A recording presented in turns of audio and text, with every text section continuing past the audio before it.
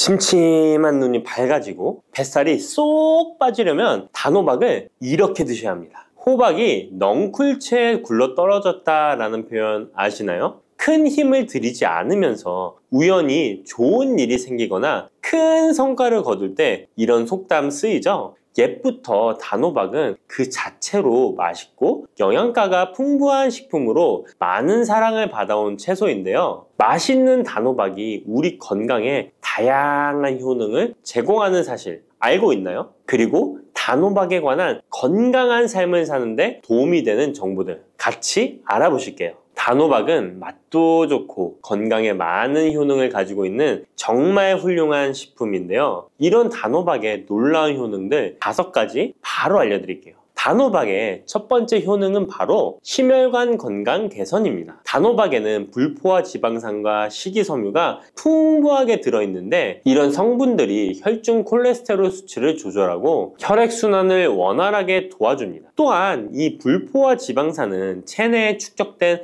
나쁜 콜레스테롤을 감소시키고 혈관벽을 건강하게 유지하는 데에도 효과가 있습니다. 또한 단호박에 포함된 칼륨은 혈압 조절에도 효과적인데요. 칼륨은 나트륨의 작용을 중화시켜 혈압 상승을 방지하는 데 도움을 주게 되는데 그래서 칼륨이 풍부한 단호박은 고혈압 예방과 관리에 유익한 식품인 것이죠. 평소에 심혈관 질환이 걱정되거나 고혈압을 관리하고자 하는 분들에게 단호박은 매우 좋은 식품인데요. 단호박을 자주 섭취하면 혈액순환이 개선되고 혈압이 안정되므로 심장질환 예방에 매우 효과적이기 때문에 심혈관 건강을 지키는데 큰 도움이 됩니다. 심혈관 건강, 이제부터는 단호박으로 예방해보세요. 단호박의 두 번째 효능은 다이어트에 효과가 좋다는 것입니다. 단호박은 저칼로리 식품으로 다이어트를 할 때 섭취하면 매우 좋은 음식인 거 아시나요? 단호박의 열량은 100g에는 약 40에서 50kcal 정도밖에 안 되는데요. 보통 다이어트 하실 때 고구마 많이들 드시죠? 고구마의 열량은 100g당 약 85에서 110kcal인데요. 단호박의 칼로리는 고구마의 반도 안 되는 것이죠. 그래서 단호박은 다이어트 할 때 칼로리 걱정 없이 먹을 수 있습니다. 거기다 단호박은 식이섬유도 풍부해서 포만감을 오래 유지시켜줍니다. 이런 특징 덕분에 간식 대신 단호박을 드시면 과식을 방지할 수 있고 체중 조절에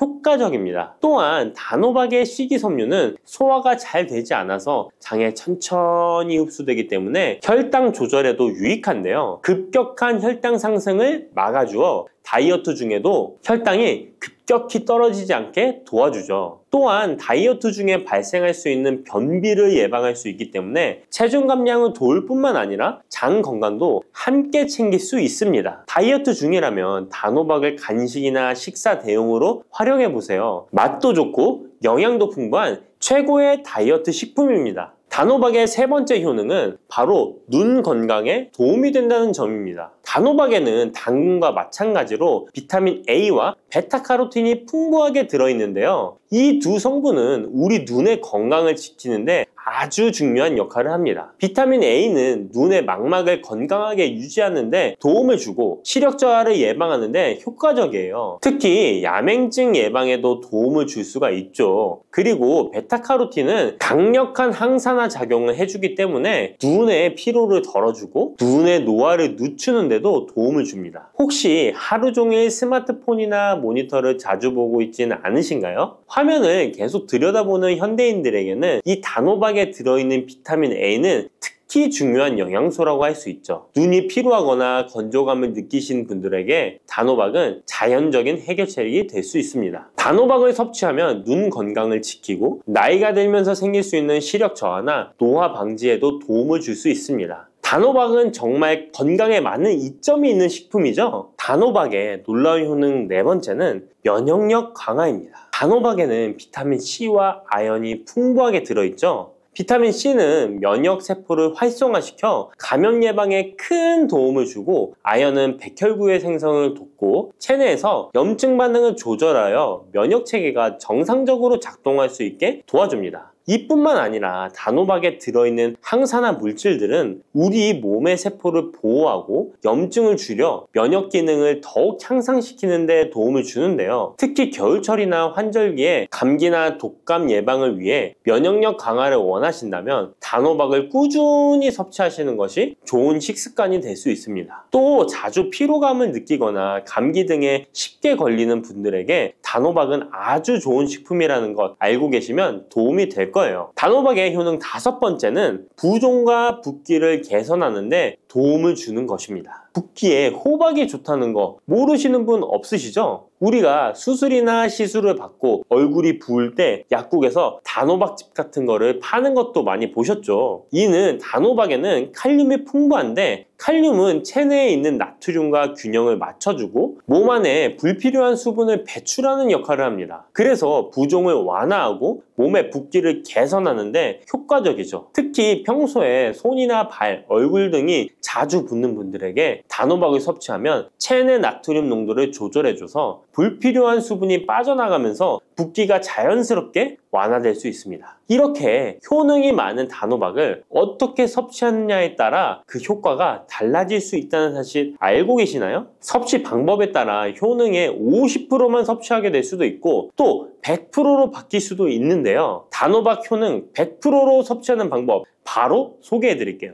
이 단호박 건강을 위해 섭취하는 방법 첫 번째는 껍질까지 섭취하는 것입니다. 단호박의 껍질은 과육과 견주어 봐도 손색 없을 정도의 많은 영양소를 포함하고 있는데요. 단호박의 껍질에는 대부분의 폴리페놀이 함유되어 있어 드실 때는 꼭 껍질까지 함께 드셔야 합니다. 단호박 껍질에는 단호박 속 알맹이에 없는 페놀산이 들어있는데요. 이 페놀산은 노화를 방지하며 혈액순환을 도와 심혈관 질환 예방에도 효과적입니다. 또한 껍질에는 비타민 A와 비타민 C, 항산화 물질들이 포함되어 있어 피부 건강과 면역력 강화에도 효과적입니다. 그래서 단호박을 섭취할 때는 꼭 껍질까지 함께 먹는 것이 좋은데요. 물론 껍질을 먹을 때는 꼭 깨끗하게 세척을 하고 농약이나 불순물이 묻어있지 않은지 잘 세척하고 확인하는 것이 매우 중요합니다. 그리고 껍질이 두껍고 질기게 느껴진다면 부드럽게 찌거나 껍질째 구워서 섭취하면 훨씬 더 편하게 먹을 수 있습니다. 단호박은 버릴 게 하나 없는 채소인데요. 호박잎도 몸에 매우 유익하다는 거 알고 계셨나요? 호박잎은 비타민 A, C, 칼슘, 철분이 풍부해서 뼈 건강에도 도움이 되고 또한 항산화 성분이 많아 체내 염증을 줄이고 소화 기능을 돕는 데에도 효과적인데요. 특히 피로 회복에 좋고 체내 독소를 배출하는 데 도움을 줍니다. 호박잎은 찜이나 볶음 등으로 다양하게 요리하여 섭취할 수 있습니다. 호박잎을 섭취하는 것도 단호박을 더 효과적으로 활용하는 좋은 방법이니 버리지 말고 꼭 같이 드셔보세요. 단호박을 먹을 때 호박씨를 빼놓을 수 없죠. 호박씨가 수면에 도움을 준다는 것 들어보셨나요? 호박씨에는 트립토판이라는 성분이 들어있어서 이 성분은 수면 개선에 큰 도움이 됩니다. 트립토판은 세로토닌과 멜라토닌으로 변환되는데 이 두 물질은 우리의 수면 리듬을 조절하는데 중요한 역할을 하죠. 그래서 불면증이나 수면의 질이 낮은 분들에게 호박씨는 정말 유용한 식품입니다.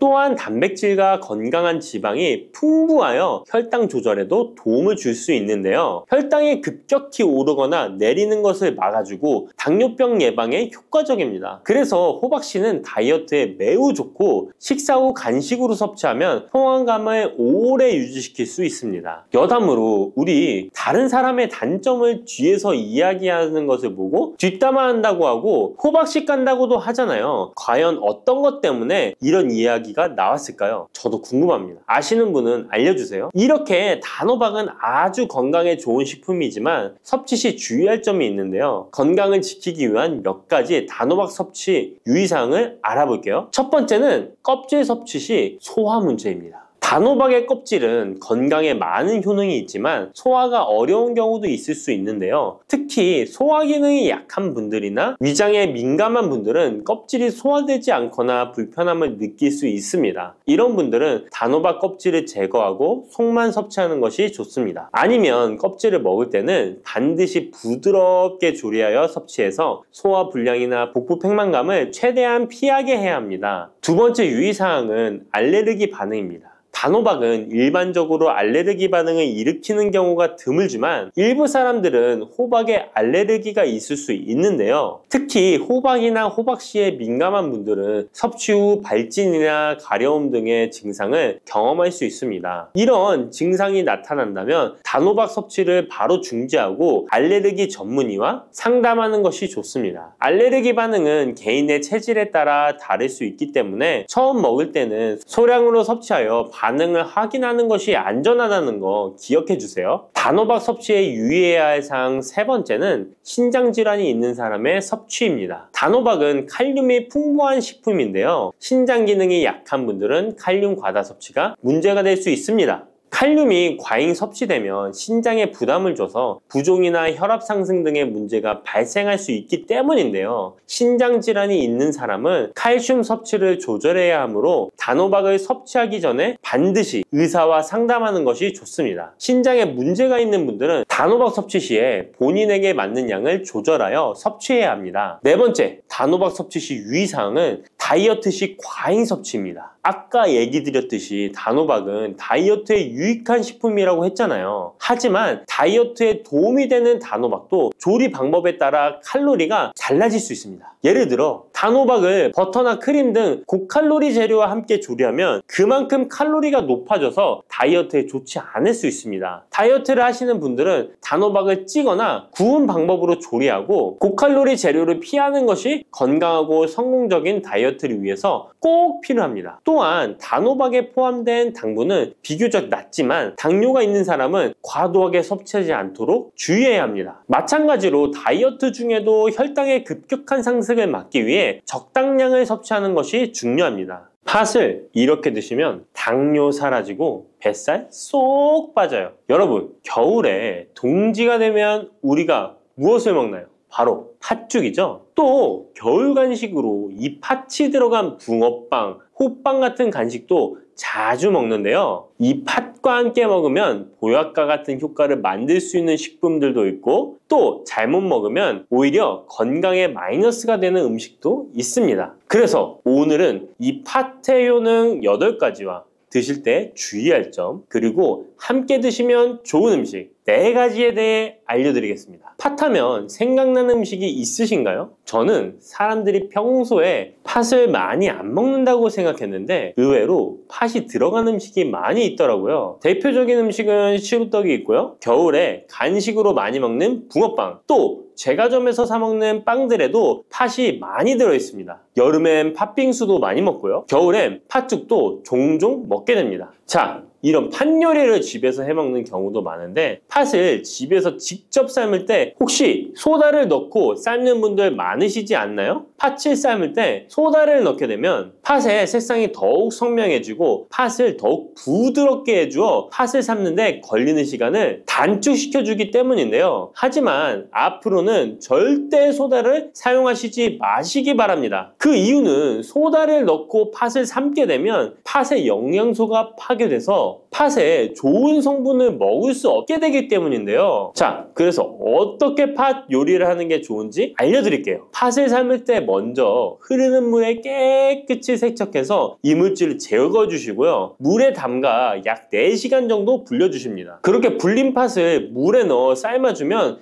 붉은색의 팥 삶은 물이 생기잖아요. 바로 이 팥을 삶은 물이 건강에 정말 좋다는 사실 알고 계셨나요? 그 이유는 팥에 들어있는 사포닌이라는 성분 때문입니다. 간혹 팥 삶은 첫물에는 팥에 독소가 있어서 버려야 한다는 분들이 계신데요. 이는 잘못된 정보입니다. 왜냐하면 팥 삶은 첫물에 사포닌 성분이 가장 많이 들어있기 때문에 이걸 버리지 마시고 따로 담가 두었다가 하루에 한두 잔씩 차로 드시면 좋습니다. 자, 그럼 이제 팥의 구체적인 효능에 대해 말씀드릴 건데 첫 번째는 혈관 건강에 많은 도움이 된다는 것입니다. 앞에 말씀드린 팥물은 혈관 청소부라는 별명이 있을 정도로 혈관을 깨끗하게 해주는 효능이 있습니다. 그 이유는 팥에 함유된 강력한 항산화 성분인 안토시아닌이 혈관 내 활성산소를 제거해줘서 혈관세포 손상을 예방해주기 때문입니다. 또한 안토시아닌은 혈관 내의 염증을 줄여줘서 염증성 질환에도 좋은 효과가 있고요. 나쁜 콜레스테롤 수치를 줄여주는 효과가 있어서 고지혈증을 예방하며 심장질환의 위험도 줄이는데 큰 도움을 줄 수 있습니다. 이뿐 아니라 조선시대 기록에 보면 이 팥물로 세안을 했다는 기록이 있는데요. 팥물로 세안을 하면 피부의 노폐물을 제거하는 데 좋고 피부를 맑고 건강하게 해준다고 합니다. 비누가 없던 시절에 피부 건강을 위해 사용했던 선조들의 지혜가 정말 놀랍지 않나요? 당뇨병의 개선에 도움을 준다는 것입니다. 2014년에 발표된 한 연구에서 팥을 섭취하는 것이 2형 당뇨병 환자의 혈당 수치와 인슐린 저항성을 개선하는데 도움이 되는 것으로 보고가 됐습니다. 이 연구에서는 4주 동안 매일 팥을 섭취한 결과 당뇨 환자들의 공복 혈당 수치가 무려 평균 19.5% 감소하였고 인슐린 저항성 또한 줄어든 것으로 나타나서 당뇨가 있거나 당뇨 예방이 필요하신 분들은 꼭 팥을 꾸준히 드셔보시기 권해드립니다. 세 번째 팥의 효능은 몸의 부종을 제거하고 다이어트에 도움을 주는 것입니다. TV에서 연예인들이 이 팥으로 다이어트를 해서 효과를 봤다고 했던 적도 있었고요. 한의학 책 중에 본초 강목에 보면 팥을 오랫동안 먹으면 여위고 마르기 때문에 살찐 사람이 먹는 것이 좋다라는 내용이 나옵니다. 그래서 한의원에서 다이어트 처방을 할 때도 팥을 쓰는 경우가 많이 있는데요. 그 이유는 바로 팥에 들어있는 칼륨 때문입니다. 팥에는 쌀의 10배 이상, 바나나에 약 4배 이상의 칼륨이 들어있는데요. 이 칼륨이 몸 안에 나트륨 배출을 도와서 당뇨 환자들의 신장 부담을 줄여주고 혈압 상승을 억제해주는 효능이 있고요. 또한 이뇨작용이 있어서 이를 통해 부종을 줄여줄 수가 있습니다. 그래서 우리가 보통 물살이라고 부르는 잘 부으면서 살이 찌는 분들은 다이어트에 이 팥을 이용하시면 효과를 볼 수가 있습니다. 그래서 그에 대한 연구 결과도 있었는데요. 실험주에 팥 추출물을 먹였더니 근육 손실 없이 체지방 함량이 30% 이상 줄었고 몸무게도 37%나 감소했다고 합니다. 사람과 똑같을 수는 없지만 분명히 팥이 체중 감량에 도움이 된다는 결과라고 볼 수가 있습니다. 네 번째, 팥의 효능은 변비를 개선하는 데 도움을 주는 겁니다. 팥에는 사포닌뿐 아니라 많은 식이섬유가 들어있기 때문인데요. 사과에 비해서 약 10배나 많은 식이섬유가 들어있습니다. 그래서 팥을 섭취하게 되면 이 식이섬유가 장 운동을 활발히 하고 대변을 부드럽게 만들어 배변을 원활하게 해줄 수 있고요. 또한 이 식이섬유는 장에 있는 유익균들에게 풍부한 먹이를 제공해주기 때문에 장내 유익균의 증식에도 직접적으로 효과를 줍니다. 이를 통해서 장의 전반적인 환경을 좋게 바꿔줄 수가 있고 이것은 몸의 면역력 향상과도 연결되어 있기 때문에 우리가 프로바이오틱스를 복용할 때도 팥을 함께 드셔보면 그 효과가 커지는 것을 느끼실 수가 있을 겁니다. 다섯 번째 팥의 효능은 탈모 예방에 도움을 준다는 것입니다. 나이가 들면서 머리숱이 점점 없어져 고민하시는 분들 정말 많은데요. 팥과 함께 천연 탈모약이라 불리는 수수를 함께 드신다면 탈모 예방에 큰 도움을 받을 수 있습니다. 그 이유는 바로 팥과 수수에 들어있는 비오틴이라는 성분 때문인데요. 이 비오틴은 모발의 모공에서 자라는 단계부터 필요하고 손상된 머릿결이 재생되는 데까지 관여하는 정말 중요한 성분입니다. 건강한 머릿결을 만드는데 꼭 필요한 성분이라고 할 수 있습니다. 비오틴이 몸속에서 부족한 현상이 나타나면 머리카락이 얇아지면서 많이 빠지게 되고 또한 두피가 건조해지고 가려움증이 생기면서 탈모를 가속화할 수 있습니다. 그런데 팥에는 이 비오틴뿐 아니라 모발 성장에 도움이 되는 아미노산이 풍부하고 수수에는 미네랄 성분이 풍부하여 머리카락을 건강하게 유지하는 데 직접적으로 도움을 주게 되고요. 또한 팥과 수수에 함유된 항산화 물질들이 머릿결을 상하게 하는 자유 라디칼 성분을 중화해 주어 머리카락 건강에 큰 도움을 주는 것입니다. 여섯 번째 팥의 효능은 우리나라 사람에 꼭 필요한 탄수화물 소화를 돕는다는 것입니다. 이는 팥에 함유되어 있는 비타민 B의 역할 때문인데요. 비타민 B는 탄수화물, 단백질, 지방을 에너지로 변환하여 우리 몸을 충전해주는 역할을 합니다. 또한 신경 전달 물질인 뉴로트랜스미터의 합성에 관여해 뇌신경을 건강하게 하는 데에도 도움을 줍니다.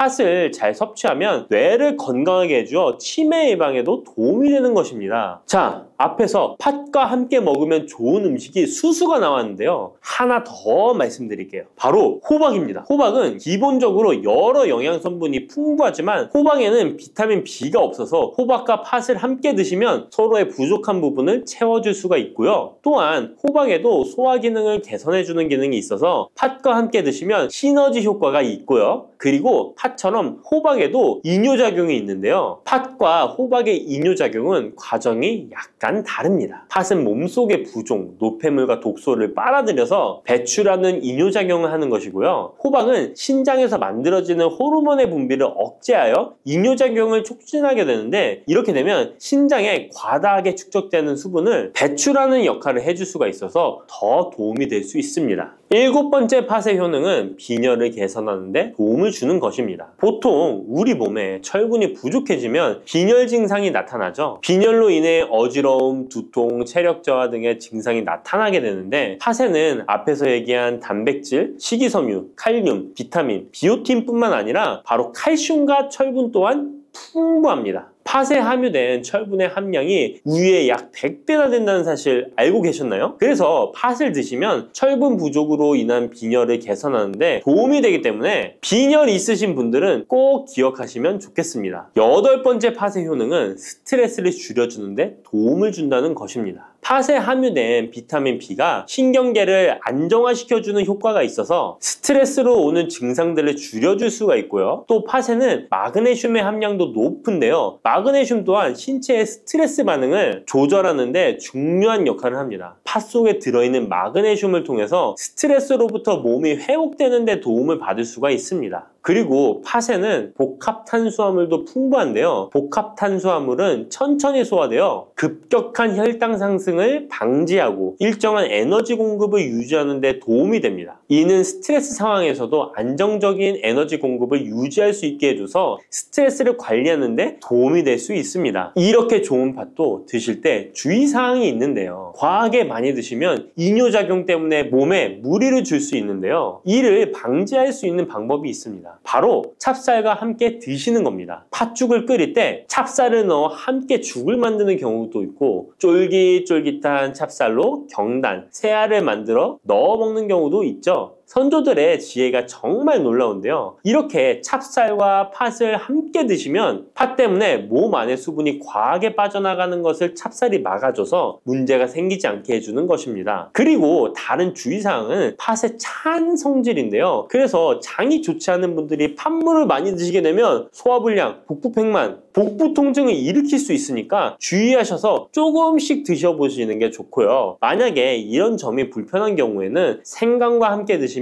그 불편함을 줄일 수가 있습니다. 생강의 따뜻한 기운이 팥의 차가운 기운을 중화시켜줘서 장에 무리를 덜 주게 되고요. 그리고 팥에는 항암 효과가 뛰어난 안토시아닌이 풍부한데, 생강에도 생강의 매운맛을 내는 진저롤과 쇼가올 성분이 몸속의 발암물질을 제거해주는 효과가 있어서 함께 드시면 상승 효과를 볼 수가 있습니다. 그리고 이때 생강을 쪄서 말려서 드시면 이런 효과가 약 10배 정도 증가된다고 하니까 꼭 기억하시면 좋겠습니다. 쑥 잘못 먹었다가 맹독 때문에 응급실로 실려갈 수 있어요. 얼마 전 시골 마을에서 쑥 때문에 한바탕 큰 소동이 있었는데요. 마을 사람 7명이 쑥을 먹고 응급실에 실려갔던 거예요. 도대체 왜 그들은 응급실에 실려간 걸까요? 봄이면 향긋한 향과 쌉싸름한 맛으로 많이 먹는 쑥이 사실 정말 잘 알고 드셔야 한다는 건데요. 잘못 알고 먹으면 이 마을 사람들처럼 응급실에 실려갈 수 있다는 거예요. 그럼 지금부터 쑥 드실 때 주의할 점, 그리고 쑥을 드시면 안 되는 분들, 쑥과 함께 드시면 안 되는 음식, 쑥의 효능, 쑥과 함께 드시면 보약이 되는 음식에는 어떤 것이 있는지 쑥 건강하게 먹는 방법까지 알려드릴게요. 우리나라에 자라는 쑥의 종류가 40종이 넘고 쑥과 비슷하게 생긴 독초도 있어 채취 시 주의해야 합니다. 먼저 오초라는 독초가 있는데 쑥과 비슷하여 해마다 오초를 섭취하고 병원에 실려오는 환자들이 있습니다. 이 오초는 조선시대에는 사약을 만들 때 사용할 정도로 맹독을 가지고 있습니다. 많이 자랐을 때는 쑥과 어느 정도 구분이 되지만 어린 잎인 새수는 쑥과 너무 비슷해서 이런 사고가 자주 발생하게 됩니다. 그리고 쑥은 아무 데서나 채취해서 드시면 안 되는데요. 그 이유는 바로 중금속 때문입니다. 도심이나 하천, 도로변에서 채취한 쑥에서는 기준치 이상의 발암물질인 중금속이 검출되고 있어 쑥을 채취할 때는 각별히 주의하시고 웬만하면 안전하게 재배하여 판매되는 쑥을 드시는 것을 권장합니다. 또한 쑥 자체에서도 독성이 있어 주의가 필요한데요. 소화기관이 약한 사람이 과하게 섭취할 경우 복통, 설사 등의 문제가 발생할 수 있습니다. 임산부가 쑥을 드시면 자궁수축을 유발하여 조산이나 유산의 위험을 증가시킬 수 있습니다. 쑥의 독성은 봄에 채취할 때보다 여름에 채취한 싹에서 강하게 나타나게 됩니다. 쑥의 독성으로 인해 알레르기를 일으킬 수 있는데 재채기, 콧물, 눈물이 나며 두드러기, 복통의 증상이 나타날 수 있으며 심하면 호흡곤란이 생길 수 있습니다. 평소에 복숭아, 사과, 해바라기 또는 국화와 식물로 인해 알레르기 반응을 일으키는 분들은 특별히 주의하셔야 합니다. 몸에 열이 많은 분들도 쑥을 함부로 드시면 안 됩니다. 쑥이 몸에 좋다고 하여 계피, 대추 또는 각종 야채를 넣어 차를 끓여 드시기도 하고 물 대신 드시거나 쑥즙을 내어 드시는 분들이 계신데요. 평소 몸에 열이 많은 분들은 절대 이렇게 드시면 안 됩니다. 한의학에서 생쑥은 따뜻하고 익힌 쑥은 뜨겁고 매운 성질을 가지고 있는 식물이라고 합니다. 몸에 열이 많은 분들이 쑥을 저렇게 드시면 몸에 지나치게 많은 열이 발생해 특히 가슴과 머리 쪽으로 올라가게 되는데 이 열로 인해 혈압이 올라가고 심장병의 원인이 될 수도 있습니다. 이런 쑥을 드실 때는 함께 먹는 음식도 중요한데요. 절대로 함께 드시면 안 되는 음식은 우유입니다. 요즘 쑥을 이용해 케이크도 만들고 음료로 쑥 라떼 같은 것도 인기가 높은데요. 쑥의 효능들이 우유와 함께 먹으면 전부 사라지게 되는데요. 우유의 카제인 단백질이 쑥에 있는 폴리페놀과 결합하여 몸에 흡수되지 않고 배출되도록 만들기 때문입니다. 따라서 아무리 좋은 쑥도 우유와 함께 드시면 전혀 소용이 없다니 정말 아쉽죠. 이때 한 가지 방법이 있습니다. 우유 대신 아몬드유나 오트밀 같은 대체유를 사용하시면 이런 문제는 바로 해결이 가능해요. 그렇다면 쑥은 이렇게 주의할 점만 있을까요? 당연히 쑥에는 우리 몸에 좋은 효능들이 많은데요. 쑥의 효능 4가지 바로 알아볼게요. 첫 번째, 쑥의 효능은 염증 제거에 탁월한 효능을 발휘합니다. 쑥은 예로부터 약초로 많이 사용되어 왔고 현대 한의학에서도 쑥은 약재로 많이 사용하고 있습니다. 특히 쑥은 민간요법으로 상처에 붙여 감염을 방지하거나 혈관 내의 염증을 제거하는 데 사용되었는데요. 이러한 쑥의 사용법은 과학적으로도 올바른 방법으로 인정되고 있습니다. 이러한 항염증 효능은 쑥에 함유된 타닌 성분 때문인데요. 타닌은 몸속에 유해물질을 배출하는 데 도움을 주며 쑥 특유의 떫은 맛을 내는 역할도 하지만 항염, 항알러지 작용으로 아토피와 같은 알러지 체질을 개선하는 데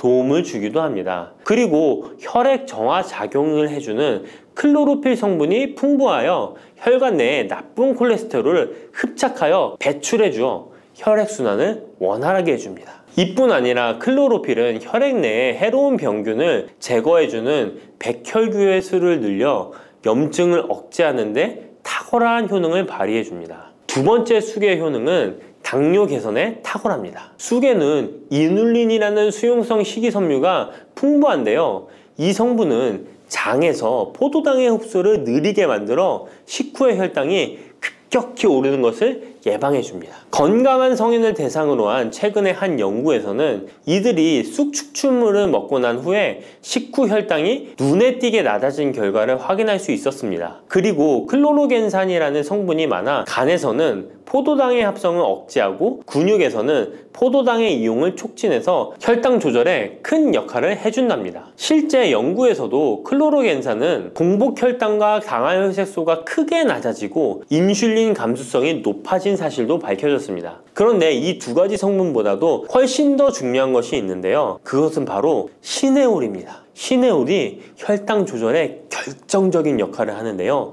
췌장의 베타세포를 자극하여 인슐린 분비를 촉진시키며 말초 조직에서는 인슐린 감수성을 높이는 역할을 합니다. 시네올 말고도 쑥에는 이눌린, 클로로겐산, 폴리페놀 등 여러 생리활성 물질들이 복합적으로 작용해서 당뇨를 개선하는 효과를 나타내는 것이랍니다. 세 번째 쑥의 효능은 몸을 따뜻하게 해주는 역할입니다. 당뇨 개선에도 도움을 주는 시네올은 특유의 향을 내며 몸을 따뜻하게 해주는 효과가 있습니다. 시네올은 혈액순환을 촉진하고 면역력을 강화하는 데 도움을 주는데요. 특히 손발이 찬 수족냉증을 개선하는 데 효과적이며 신진대사를 원활하게 해주어 생리통, 생리불순 등의 여성 질환을 완화시키는 데에 큰 역할을 해줍니다. 쑥의 따뜻한 성질이 혈액순환을 촉진시키고 자궁의 기능을 강화해주기 때문이랍니다. 네 번째 쑥의 효능은 장을 건강하게 하여 변비를 예방하고 소화불량을 해결하는 데 도움을 주는 것입니다. 쑥에는 시금치보다 무려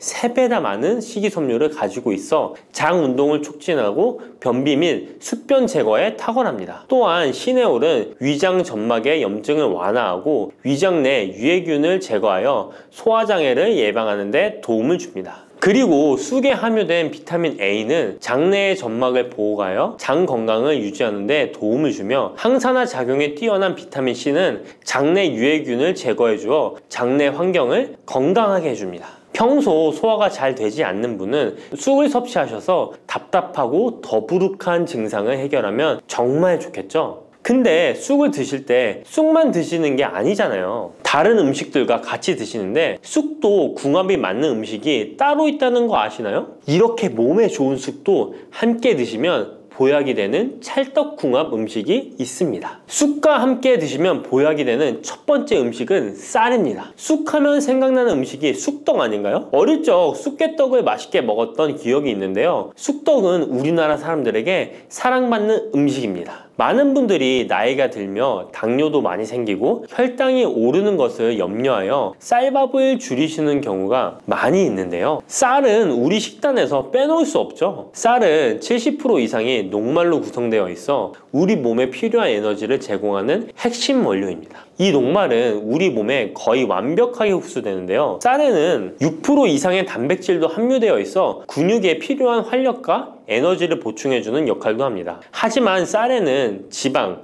식이섬유, 미네랄, 비타민이 다소 부족하다는 단점이 있는데 쑥과 함께 드시면 이런 문제는 바로 해결됩니다. 쑥은 칼슘이 풍부하여 뼈를 튼튼하게 할 뿐만 아니라 많은 비타민을 갖고 있어 쌀의 부족함을 채워줍니다. 두 번째, 쑥과 함께 드시면 보약이 되는 음식은 브로콜리입니다. 쑥과 브로콜리를 함께 드시면 염증과 항암에 놀라운 효능을 갖게 되는데요. 브로콜리는 건강에 좋은 채소라는 사실은 이미 잘 알고 계실 거예요. 그런데 쑥과 함께 드시면 그 효과는 폭발적으로 향상되는데요.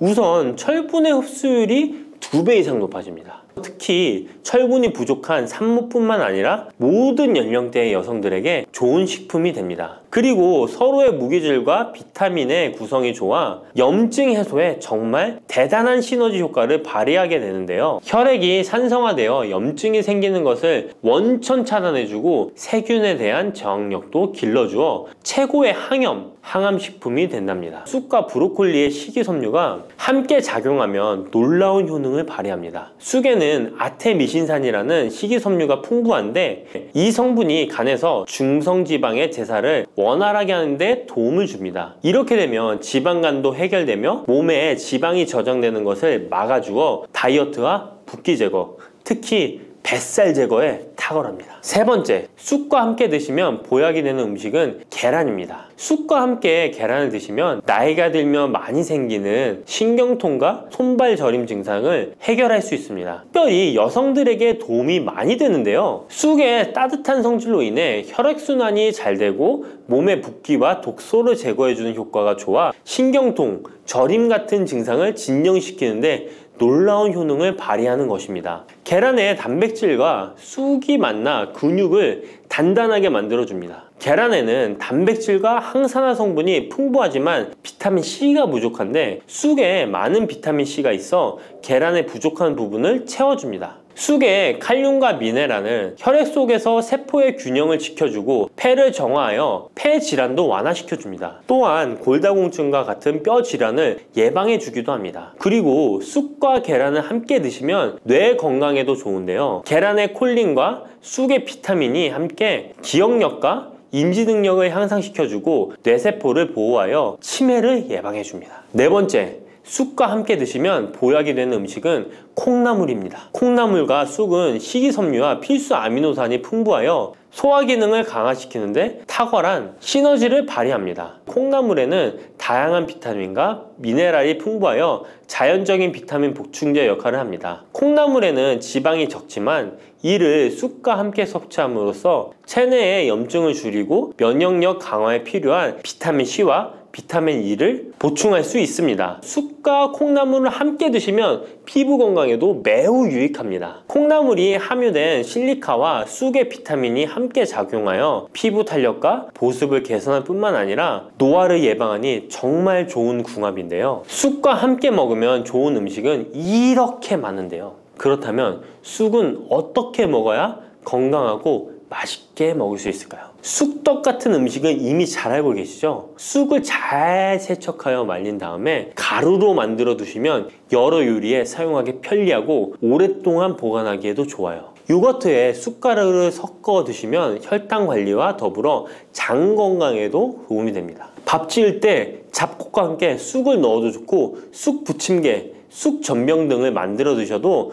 맛과 향이 좋습니다. 계란물에 쑥가루를 넣어 계란말이를 해 드셔도 되고 계란찜이나 계란국에 쑥을 넣어 드셔도 됩니다. 계란찜이나 계란말이를 만들 때 브로콜리까지 넣어 드시면 건강에 더욱 좋은 음식이 된답니다. 녹두는 이렇게 드셔야 당뇨가 예방되고 혈당이 쑥 떨어집니다. 한의학에서는 약으로 사용할 정도로 약효가 뛰어난 식재료가 녹두입니다. 우리 선조들은 이 약효를 잘 알고 일반 가정에서도 많이 사용했습니다. 이런 녹두가 만병의 근원인 고혈압과 당뇨에도 좋다는 사실 알고 계셨나요? 그런데 이렇게 좋다는 녹두도 잘 알고 드셔야 하는데요. 잘못 드시면 우리 몸에 독이 될 수도 있고 잘 드시면 보약이 될 수도 있습니다. 녹두는 어떻게 또 무엇과 먹어야 되고 주의할 점은 무엇인지 모두 알려드릴게요. 녹두에 약간 거친 식감을 싫어하시는 분들이 껍질을 까고 녹두 속 알맹이만 드시는데요. 녹두에 놀라운 영양 성분들이 거의 다 껍질에 있기 때문에 녹두 껍질은 반드시 함께 드셔야 합니다. 녹두에는 식이섬유가 풍부하고 소화를 돕는 효소가 많아 소화가 잘 안 되는 분들이 드시면 도움이 되는데요. 녹두에 풍부한 식이섬유가 장 운동을 활발하게 하고 소화를 돕는 효소가 장내의 유익균을 풍성하게 해줘 장 건강을 개선해 줄 수 있습니다. 우리 선조들은 기억력이 많이 약해진 환자에게 녹두죽을 먹여 몸을 회복시켜 주었는데요. 그만큼 몸이 약해진 환자들의 몸에도 흡수가 잘 될 만큼 녹두가 우리 몸에 좋다는 것이죠. 놀랍게도 녹두에는 마그네슘, 칼슘과 같은 미네랄 성분들도 풍부한데요. 이 풍부한 칼슘은 골다공증을 예방하고 뼈를 튼튼하게 하는 효과가 있습니다. 칼슘이 뼈를 이루는 주 성분인 것은 잘 알고 계시죠? 마그네슘은 이런 필수 미네랄인 칼슘의 흡수를 도와주기 때문에 녹두가 뼈 건강에도 놀라운 효능을 발휘할 수 있는 것입니다. 그런데 녹두는 성질이 차기 때문에 몸이 찬 분들은 주의해서 드시는 게 좋은데요. 이 때문에 녹두의 껍질을 벗기고 드시는 분들이 있습니다. 하지만 마늘과 함께 드신다면 몸이 찬 분들도 조금 더 편안하게 녹두를 드실 수 있습니다. 마늘의 따뜻한 성질이 녹두의 찬 성질을 중화시켜주기 때문이죠. 이뿐만 아니라 마늘이 대표적인 항암식품인 사실은 알고 계시잖아요. 마늘에는 S알리시스테인과 알리신이라는 성분이 풍부해서 암세포를 억제하고 사면시켜주는 효능이 있습니다. 또한 강력한 항산화 성분인 폴리페놀이 많이 들어있어서 나쁜 콜레스테롤의 성장을 막아 혈관을 깨끗하게 만들어주기 때문에 심혈관 질환에 매우 탁월하답니다. 이뿐만 아니라 체내 지방의 대사를 촉진하여 지방 분해를 통해 체지방을 제거하고 비만을 예방하는 효능까지 있는 놀라운 식품이죠. 그래서 마늘을 녹두와 함께 드시면 시너지 효과가 있기 때문에 우리 몸에 보약이 될 수 있습니다. 마늘과 녹두를 함께 먹을 수 있는 가장 간단한 방법은 마늘 녹두밥을 지어 먹으면 되는데요. 녹두를 물에 충분히 불려서 밥을 하시면 녹두 껍질의 거친 식감을 완화시켜 편하게 드실 수 있습니다. 그리고 우리가 녹두하면 생각나는 대표적인 음식이 녹두 빈대떡이 있는데요. 맛있는 녹두 빈대떡에 돼지고기를 갈아서 함께 부쳐 먹기도 하죠. 이 방법은 영양학적으로도 탁월한 조합이 됩니다. 녹두에 부족한 필수 아미노산인 트립토판 같은 성분이 돼지고기에 풍부하게 들어있기 때문인데요. 트립토판이나 메티오닌 같은 필수 아미노산은 우리 몸에서 합성되지 않아 반드시 음식을 통해 섭취해야 합니다. 돼지고기가 이런 아미노산의 훌륭한 공급원이 될 수 있기 때문에 나이가 들면서 기력이 약해진 분들이 녹두와 돼지고기를 함께 드시게 되면 기력 회복에 좋은 효과를 보실 수 있습니다. 또한 돼지고기에는 단백질이 풍부하여 근육을 튼튼하게 하는데 도움을 주고 풍부한 비타민 B1은 피로 회복과 신경 안정에도 매우 효과적입니다. 철분도 풍부해 나이가 들며 부족해지는 철분 보충에도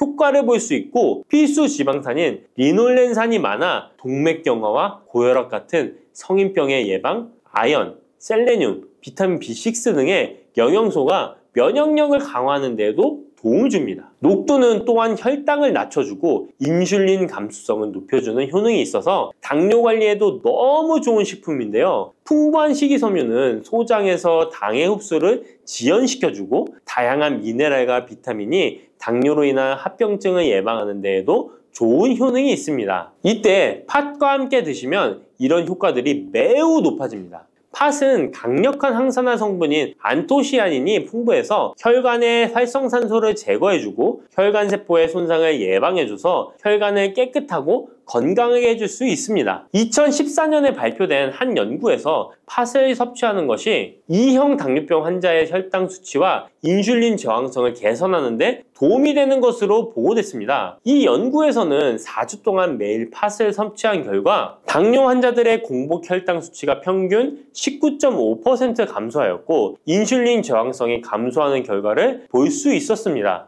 또한 팥은 쌀의 10배 이상, 바나나의 4배 이상의 많은 칼륨을 함유하고 있는데요. 칼륨은 몸 안에 나트륨을 배출하고 당뇨 환자의 신장 기능을 강화시켜주며 혈압 상승을 억제해주는 효능이 있습니다. 팥은 한의원에서 다이어트를 위한 처방을 할 때도 사용되는데 팥의 풍부한 칼륨은 이뇨작용을 통해 부종을 줄여줄 수 있기 때문에 지방이 몸에 축적이 잘 되어 살이 찌는 사람에게 효과적입니다. 특히 쉽게 붓고 살이 찌는 분들에게 더욱 효과가 좋은데요. 한 실험에서 실험지에 팥 추출물을 먹였더니 체지방 함량이 30% 이상 줄었고 몸무게도 37%나 감소한 결과를 발표하기도 했습니다. 자, 이렇게 녹두와 함께 복용하면 좋은 식품들을 알아보았는데요. 그렇다면 녹두를 복용할 때 주의할 점은 어떤 것이 있는지도 한번 살펴보겠습니다. 첫 번째는 녹두의 차가운 성질인데요. 녹두의 차가운 성질은 우리 몸의 열을 낮춰주고 스트레스를 해소하는 효과가 있습니다. 또한 염증 완화를 시키고 통증을 줄이는 데도 도움이 되는데요. 그래서 녹두로 속을 채운 베개를 쓰면 두통이 완화되기도 합니다. 다만 이런 찬 효능 때문에 녹두를 드실 때 주의하셔야 하는데요. 평소 몸이 찬 분들이 녹두를 많이 드시게 되면 오히려 몸에 해가 될 수 있습니다. 위나 장이 차가워지면 소화력이 떨어지고 복통이나 변비, 설사가 나타날 수 있습니다.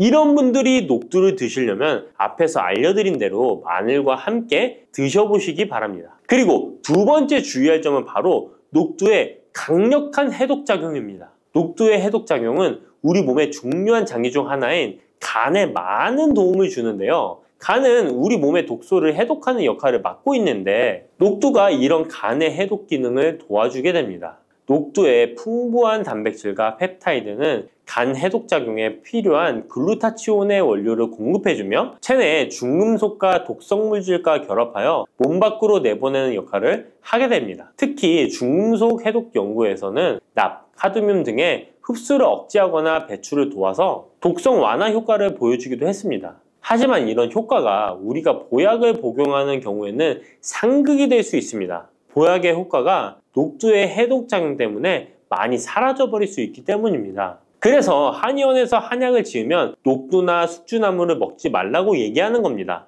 이런 녹두의 해독작용은 녹두의 껍질에 있는 성분 때문에 나타나게 되는데요. 따라서 껍질을 제거하고 만든 요리나 녹두 전분으로 만든 청포묵, 녹두당면을 드시면 녹두의 해독작용은 누릴 수가 없습니다. 물론 녹두 껍질을 제거해도 알맹이에 영양 성분들이 풍부한데요. 해독작용이 필요한 경우에는 껍질을 제거하지 않고 복용하시는 게 좋습니다. 세 번째로 복용 시에 주의할 점은 녹두의 풍부한 칼륨입니다. 앞에서 얘기했던 것처럼 칼륨은 나트륨을 배출해주며 당뇨와 고혈압에 도움이 되지만 신장이 약하신 분들에게는 간혹 독이 될 수 있습니다. 신장이 약하신 분들이 녹두를 필요 이상 많이 드시게 되면 칼륨 배출이 제대로 안 되면서 몸에 칼륨이 쌓여서 고칼륨 혈증이 발생할 수 있습니다. 그렇게 되면 근육 약화나 부정맥, 심장 질환 등의 증상이 발생할 수 있으니까 신장이 약하신 분들은 과도하게 많이 드시지 않는 게 좋습니다.